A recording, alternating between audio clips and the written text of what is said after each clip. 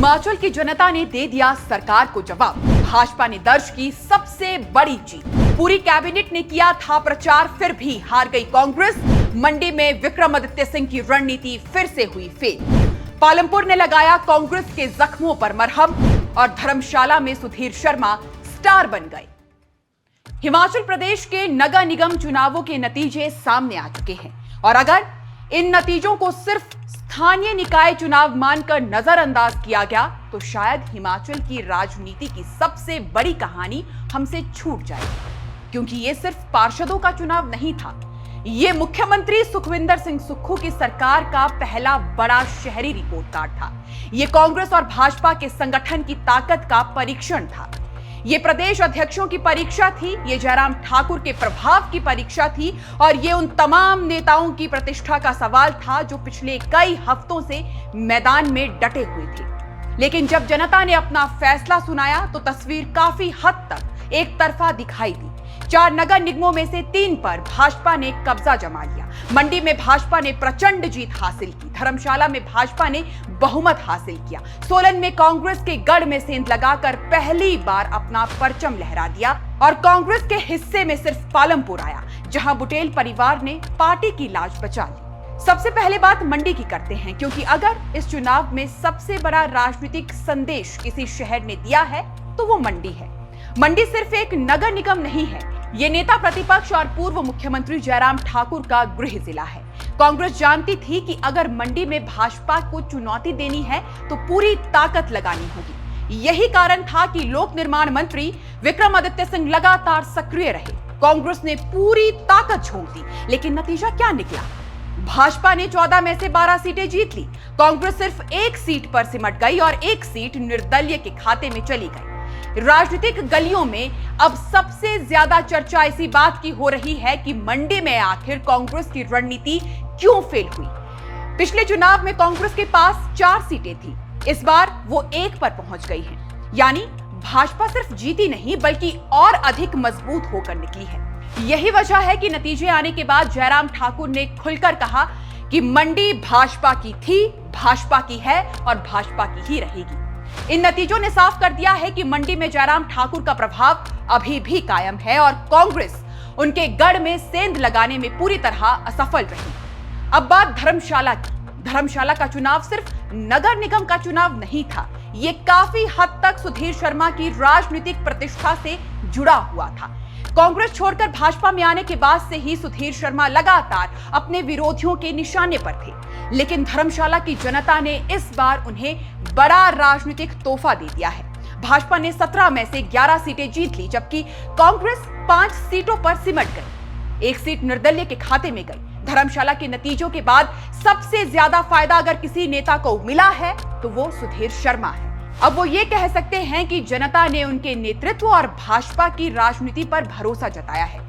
यही वजह है कि चुनाव परिणाम आने के बाद उन्होंने इसे कांग्रेस सरकार के खिलाफ जनादेश बताया है और कहा है कि कर्मचारियों, युवाओं, महिलाओं और व्यापारियों में जो असंतोष था वो अब वोट में बदलता हुआ दिखाई दिया है।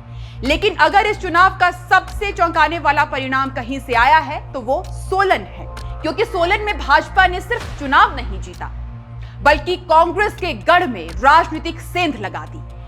नगर निगम बनने के बाद हुए पहले चुनाव में कांग्रेस ने यहां जीत दर्ज की थी। महापौर कांग्रेस का था। कांग्रेस के कई बड़े नेता यहां पूरी ताकत से प्रचार कर रहे थे। प्रदेश अध्यक्ष विनय कुमार भी सक्रिय थे। उद्योग मंत्री हर्षवर्धन चौहान को जिम्मेदारी दी गई थी। स्वास्थ्य मंत्री कर्नल धनीराम शांडिल और उनके परिवार की प्रतिष्ठा भी इस चुनाव से जुड़ी हुई थी। लेकिन इसके बावजूद भाजपा ने 17 में से 10 सीटें जीतकर स्पष्ट बहुमत हासिल कर लिया। कांग्रेस सिर्फ 6 सीटों पर ही रह गई। ये परिणाम सिर्फ एक चुनावी हार नहीं है, ये कांग्रेस के लिए राजनीतिक चेतावनी है, क्योंकि जब सत्ता में बैठी पार्टी अपने मजबूत माने जाने वाले क्षेत्र को नहीं बचा पाती है तो सवाल सिर्फ संगठन पर नहीं बल्कि सरकार के प्रदर्शन पर भी उठने लगते हैं। अब बात पालमपुर की। अगर पालमपुर का परिणाम ना आता तो शायद कांग्रेस के लिए ये चुनाव पूरी तरह से निराशाजनक साबित होता, लेकिन पालमपुर में पार्टी ने शानदार प्रदर्शन करते हुए भाजपा को पीछे छोड़ दिया। यहां आशीष बुटेल और उनके चचेरे भाई गोकुल बुटेल की भूमिका को सबसे महत्वपूर्ण माना जा रहा है। राजनीतिक विश्लेषकों का कहना है कि पालमपुर में कांग्रेस की जीत के पीछे स्थानीय नेतृत्व और बुटेल परिवार का प्रभाव सबसे बड़ा कारण है। यही वजह है कि कांग्रेस के लिए ये परिणाम किसी मरहम से कम नहीं है। लेकिन राजनीति सिर्फ एक नगर निगम से नहीं चलती, राजनीति नैरेटिव से चलती है और फिलहाल जो नैरेटिव बन रहा है वो भाजपा के पक्ष में जाता हुआ दिखाई दे रहा है। खास बात यह है कि इन चुनावों से पहले कहा जा रहा था कि सत्ता में रहने वाली पार्टी को स्थानीय निकाय चुनावों में फायदा मिलता है, लेकिन हिमाचल में तस्वीर उल्टी दिखाई दी। सत्ता में कांग्रेस है लेकिन फायदा भाजपा को मिला। यही वजह है कि अब भाजपा इन नतीजों को 2027 विधानसभा चुनाव की दिशा में पहला बड़ा संकेत बता रही है। वहीं कांग्रेस के सामने चुनौती ये है कि वो इन परिणामों को कैसे समझाए। क्या ये सिर्फ स्थानीय मुद्दों का असर है? क्या ये उम्मीदवारों का प्रभाव है या फिर वास्तव में सरकार के खिलाफ नाराजगी बढ़ रही है? इन सवालों के जवाब आने वाले समय में मिलेंगे, लेकिन फिलहाल इतना जरूर कहा जा सकता है कि नगर निगम चुनाव में भाजपा ने बड़ी राजनीतिक बढ़त हासिल कर ली है।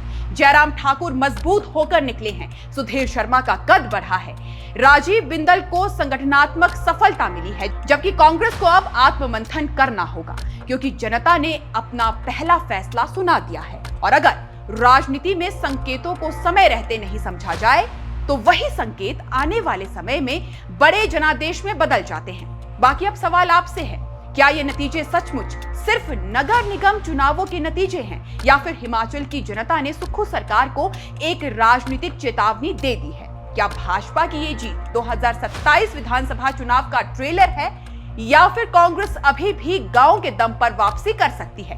और सबसे बड़ा सवाल, क्या मंडी, धर्मशाला और सोलन से निकला ये संदेश अगले विधानसभा चुनाव तक भी कायम रहेगा या फिर राजनीति की तस्वीर अभी और बदलनी बाकी है? अपनी राय हमें कमेंट सेक्शन में जरूर बताइएगा। बाकी अगर आपको हमारा ये राजनीतिक विश्लेषण पसंद आया हो तो वीडियो को लाइक जरूर कीजिएगा, अपने दोस्तों के साथ शेयर जरूर कीजिएगा और चैनल पर पहली बार आए हैं तो सब्सक्राइब करना बिल्कुल भी मत भूलिएगा। अभी फिलहाल के लिए इस खबर में बस इतना ही। नमस्कार।